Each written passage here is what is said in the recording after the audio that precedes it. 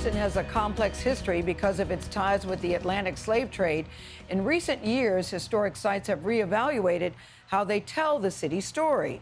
CBS This Morning Saturday co-host Michelle Miller shows us the changes. Charleston's history certainly complicated. For the last 7 years, Charleston has been the top U.S. city for travel and leisure readers, a city known for its cobblestone streets and elegant homes. But just 200 years ago, the city was also the capital of the U.S. slave trade. Nearly 40% of all enslaved Africans brought here came through the city's port, a harsh reality that many in Charleston used to gloss over. I think it's crucial that we tell the entire story. Now tour guides like John Laverne make it the most important point to visitors. Because a lot of people, what they know about Charleston is what they've seen on TV. You've got to discuss every horrific part of the entire institution of slavery. Bernard Powers heads up the Center for the Study of Slavery in Charleston at the College of Charleston. It's very important to be frank and honest and forthright about the brutality of the system of slavery. I mean, there's no getting around it. This was an aspect of daily life. And that's exactly what historians at Charleston's Nathaniel Russell House are trying to do. Every house that was built before 1865 in Charleston was built on the backs of enslaved men, women, and children. Sarah Northup is the director of museums for the historic Charleston Foundation. It's so important that visitors to these sites understand that enslaved people were people.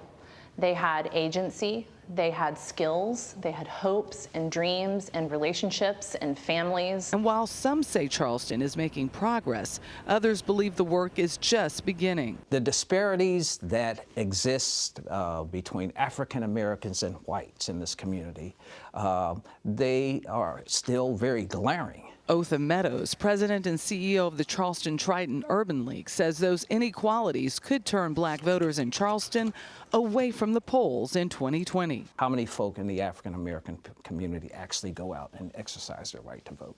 I think a lot of African Americans don't feel that elected officials are making policy and decisions in their best interest.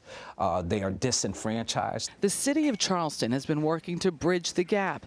In 2018, the city council formally passed a resolution to apologize for its role in slavery by a vote of 7-5. It was a win some celebrated as a sign of how far Charleston has come. For others, like Councilman William Dudley Gregory, the close margin represented how far Charleston still has to go. We, as a modern-day council, at a minimum, should recognize the errors of the ways of our predecessors and attempt to make things whole while we can. Recognition. Well, that work continues at the site where so many enslaved Africans actually entered the U.S. Construction's underway on the International African American Museum, which will be dedicated to telling the stories of Africans. It's set to be opened next year. This is so important because history is sometimes painful, and a lot of times, you know, people try to act like that didn't happen. But I like what Laura Northup said. Enslaved people were people with hopes and dreams. Absolutely. And sometimes you have to recognize the errors of our ways. And recognizing that this happened. Yes. How can you forget it, and how can you gloss over it? That's why it's important that you did this story. Thank you, Michelle. Gayle. We'll be right back.